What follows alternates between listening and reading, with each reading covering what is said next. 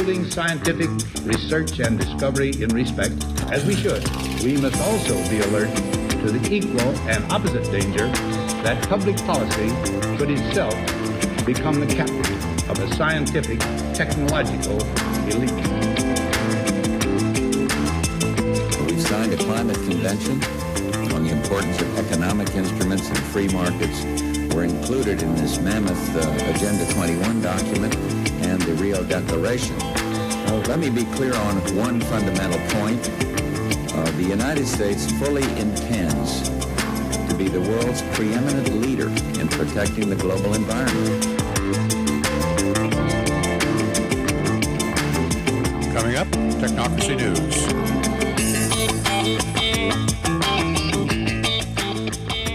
And here we are on August 13, 2019. I'm Patrick Wood for Technocracy News and Trends.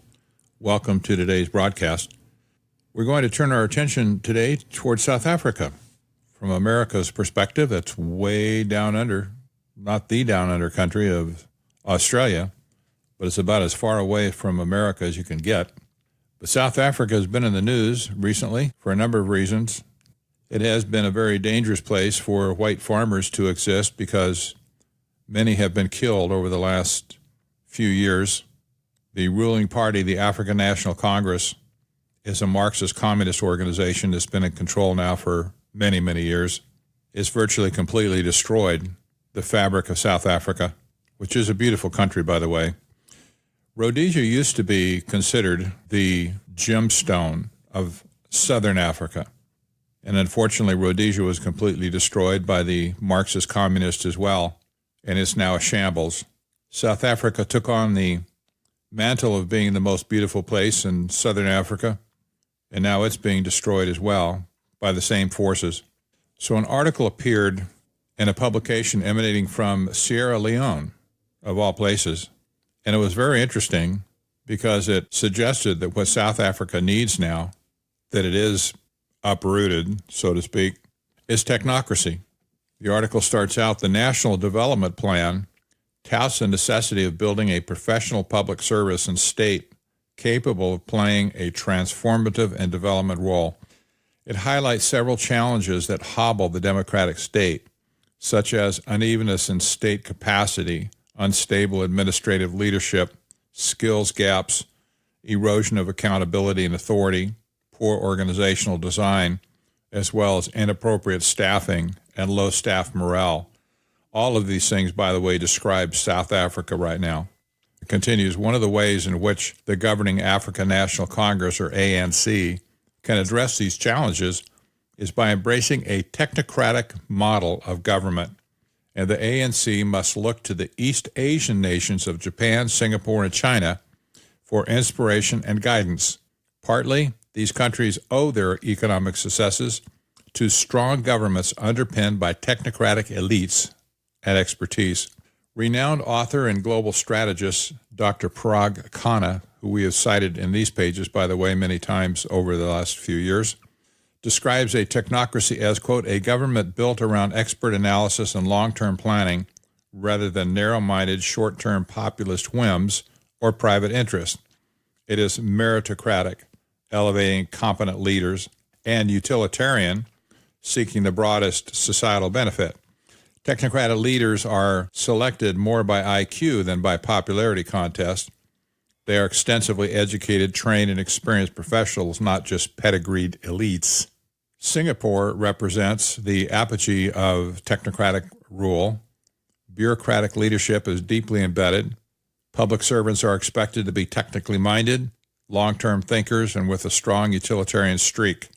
Although the role of the founding father, Lee Kuan Yew, in the city-state's success has been immeasurable, Singapore progress has also been a product of a system of expert rule focused on meritocratic talent and long-range thinking.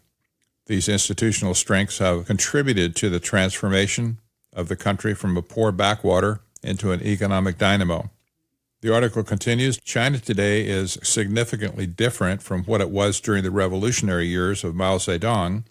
Whereas Mao and his generation had limited formal education, successive generations of Chinese leadership have boasted higher education qualifications. Over the past few decades, engineers and scientists have dominated Chinese political leadership. Until recently, all but one member of the 9-person, reduced since to 7, Chinese Communist Party Standing Committee, the country's highest decision-making body, have been engineers, including the current president, Xi Jinping. Not only do technocrats dominate the top echelons of political office in China, they also permeate all levels of the Chinese government. They include mayors, local and provincial party secretaries, and governors. The technocratic mindset is deeply ingrained in Chinese political culture. Mencius, a loyal disciple of Confucius, once remarked, "Let those who labor with their heads rule over those who labor with their hands." Japan pioneered technocratic governance. Singapore perfected it, and it is in progress in post-Mao China. Despite their distinctive histories and, in the case of Singapore and China, authoritarian development models, these countries provide useful lessons for South Africa to emulate. To be sure, technocratic rule is not a panacea for South Africa's governance problems, and it has its shortcomings, including the fact that it is arguably inimical to the country's political culture.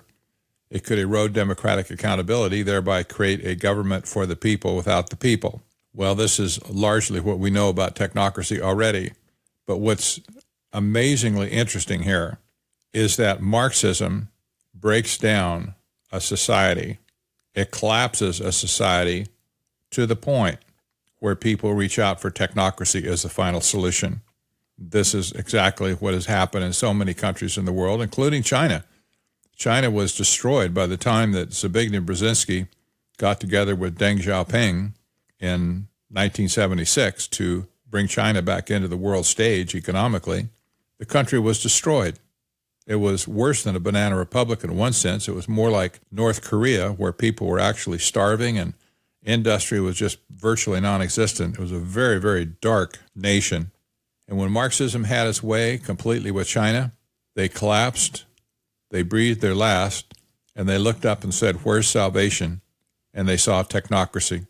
And this is why today China is considered a technocracy by the global elite around the world. And this article from Sierra Leone merely confirms that fact. So now the focus on South Africa is that here's a country that has been virtually destroyed by Marxism and communism, where the government is unable to function to serve the people of the country, where systems are deteriorating to the point of just collapse. And they're saying, what can we do? Where's any hope for us? Where's salvation for us? This article suggests they need to look at technocracy. Well, this is exactly what Zbigniew Brzezinski postulated in his book originally, called Between Two Ages, America's Role in Technotronic Era. I've said this and quoted Brzezinski for decades now, who said that Marxism was a necessary stepping stone to get to the final stage of human development, which he considered to be the Technotronic era, which indeed really was the technocratic era. I document that, by the way, in my book, Technocracy, The Hard Road to World Order. And that's exactly what Brzezinski concluded. It's just a stepping stone. It's the vehicle by which a society can be torn apart, broken down, devolved, dissolved, and then out of the ashes rises technocracy. It's happened around the world several times now, and South Africa is a current example. But it also underscores the fact that it's not communism as a threat here. Communism is merely the stepping stone to get to this final state. And heaven help us if we get to that final state, because it will be indeed a scientific dictatorship from which there's no escape. The next article I want to turn my attention to concerns the police and the use of license plate readers. License plate readers. The headline of the story is Police Use License Plate Readers to Grid Neighborhoods. Grid is a term you may not have heard before, but when a police car drives up and down streets in a neighborhood, indiscriminately collecting license plate numbers from cars that are parked on the street or driving on the street, this is called gridding the neighborhood, driving up and down each street to collect all of the license plate numbers that can be seen by the cameras on the cruisers. My comments on this article are, chances are your city is already hoovering up license plate images on every street, but unfortunately there are few regulations to prevent it. Any city council could stop this unconstitutional practice cold if they would only dare to make a protest. And I suggest that if you're listening to this and you know that your city is doing this or thinking about it, you need to stand up and be counted and go tell them, do not do this. This is not the role of the police force to surveil everybody in the city, including all of the innocent citizens there. The article starts out, every shift in Chandler, Arizona, police officers in cars equipped with special cameras can be seen driving up and down every street in the neighborhood, gathering data on every vehicle in the area.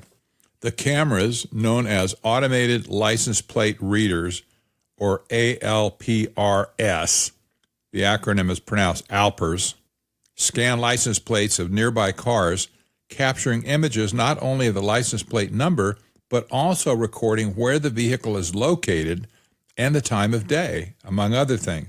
As part of the training for the ALPR systems, Chandler police officers are taught to grid neighborhoods during their downtime, systematically driving up and down every street in an area, indiscriminately scooping up information on vehicles, not because of any suspected criminal activity, but because the information might be useful in future criminal investigations. The practice is worrisome for civil liberties advocates who view the sweeping data collection as too expansive. One criminal justice staff attorney at the ACLU of Arizona says, quote, historically, police officers could go out and look for license plate numbers, walk or drive up and down streets in the whole neighborhood to do that. But until you had these technologies, there were physical limitations to that. You had to have officers go out and do it, and it naturally limited how much information they could gather. Automated readers, on the other hand, can gather thousands of records a second, which Keenan says is scary. Chandler Police Department's Commander Ed Upshaw said that ALPRs do not capture individuals, and collecting data on what cars are where at specific times can create investigative leads. He says, if your vehicle is parked in a public place or visible from a publicly accessible place, it can be recorded by anyone. Is there a reason a YouTuber can record but police cannot? He told the newspaper in a written statement. Chandler Police Department officials would not agree to an interview, and I'm sure they'd like to hide out on this, by the way. The rationale of collecting data on all license plates in the given area in order to create investigative leads is patently absurd. Although it may surface a lead from time to time, it is absolutely unconstitutional to surveil every single car in an area. And furthermore, in some areas of the country that's doing this, investigators have found that the police are collecting license plates data disproportionately in poor and black areas. This is an absolute powder keg. The article goes on to say, when the government is indiscriminately gathering massive amounts of data like this, it can provide very intimate insight into people's lives. And yes, it can. For instance, law enforcement can use ALPR's data to determine the places people frequent, with whom they associate, what doctors they go to, and what religious services they attend. Additionally, he said, when these types of technologies are deployed without reasonable suspicion, implicit and explicit bias can mean that the police deploy this technology more heavily to poor neighborhoods and communities of color. For example, police could grid low-income or minority neighborhoods more often, which could lead to over-policing of those neighborhoods, even if there are just as many crimes in rich white areas. Well, the purpose of this story is not to get into a racial dispute or a racial discussion, but this is a problem. And police are using this tool virtually without any regulation from the federal government whatsoever. And as they have begun to implement this in various cities like Chandler, Arizona, and actually it's in many other cities in the Phoenix area as well. But as this technology is marketed to individual police departments, the city councils of these cities have paid little attention. Well, it's just a necessary policing tool, they're told. And it's just another form of information management that the police department needs. By and large, I would wager that many city council members have no idea what they're doing, and they have no idea that this is absolutely unconstitutional to gather information on everybody in a given location. Now, this whole philosophy, of course, is breaking down across America, that there is some right to privacy that we retain as part of our Constitution.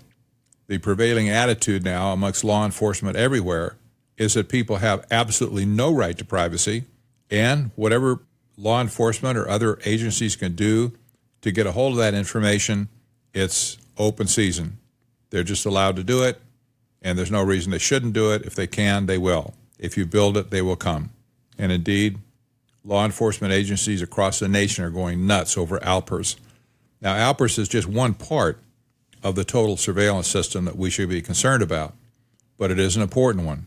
And not only do you have license plate readers mounted on police cruisers now, you also have stationary license plate readers that can track every license plate as it passes by on the road and store the data with time and location. And so truly it is possible to track a car or other vehicle within a city simply by noting where the license plate shows up. And once you know the license plate, all you need to do is type that in, and it shows you all the other locations the car has been and the time sequence that it's been there. So this is a very dangerous technology when used for massive data collection like this. And that brings us to the next story, which really dovetails into this exactly. My headline in this title, How Close is Skynet AI? Well, too close. You all remember what Skynet is if you ever watched the Terminator movie. Skynet was the artificial intelligence-based system. It was called a neural net-based system. Became sentient one day as an artificial intelligence program, figured out that it could think for itself, and it began taking over servers throughout the world. And then it discovered as somebody was trying to shut it down before it was too late, the program itself decided that humanity or people were trying to terminate it, and so it set up its own self-defense system so that it couldn't be terminated. And it became an enemy in the end of humanity. Wanted to destroy everybody because everybody was trying to destroy it. Well, that's science fiction. But what's coming now is so close to Skynet that it would just stand your hair on end. My comments at the top of this, before we actually look at the article itself, mimicking Terminator science fiction AI called Skynet, geospatial intelligence, or GEOINT, has a new toy called Sentient Systems, and it learns on its own and automatically can point diverse sensor surveillance systems to get what it wants when it wants it and in real time.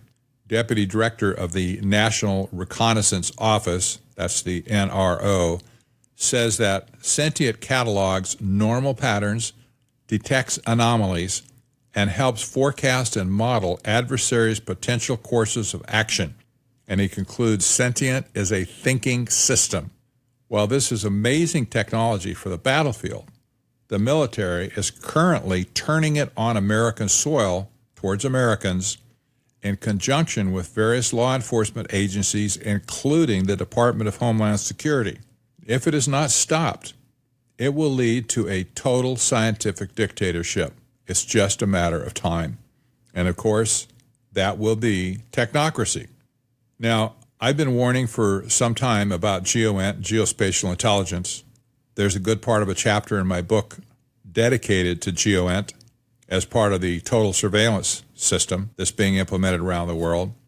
And GEOINT is relatively new, but it's also extremely powerful, and it's being enabled by advanced artificial intelligence algorithms.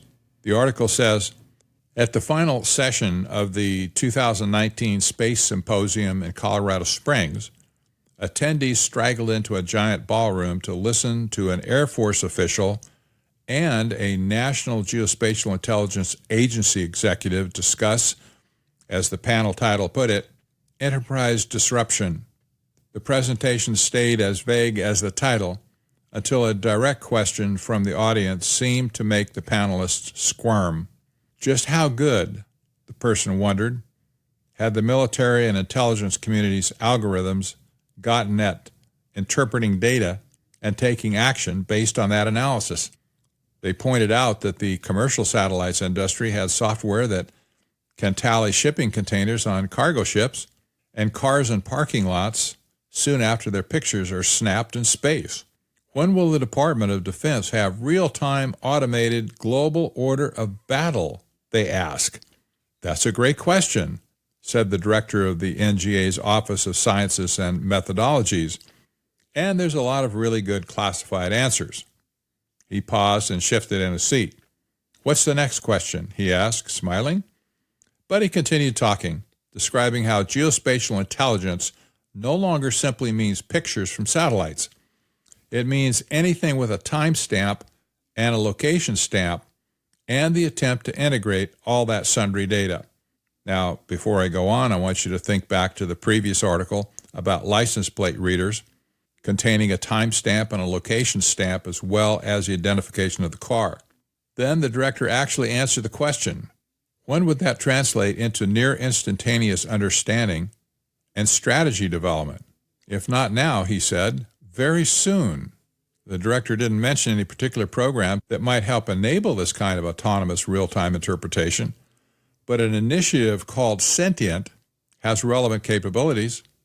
A product of the National Reconnaissance Office, or NRO, Sentient is, or at least it aims to be, an omnivorous analysis tool capable of devouring data of all sorts, making sense of the past and the present, anticipating the future, and pointing satellites toward what it determines will be the most interesting parts of the future. Until now, Sentient has been treated as a government secret, except for vague allusions in a few speeches and presentations. But recently released documents, many formally classified secret or top secret, reveal new details about the program's goals, progress, and reach. Research related to Sentient has been going on since at least October 2010, when the agency posted a request for Sentient Enterprise white papers. A presentation says the program achieved its first R&D milestone in 2013, but details about what that milestone actually was remained redacted. A 2016 House Armed Services Committee hearing on national security space included a quick summary of this data-driven brain, but public meetings haven't mentioned it since.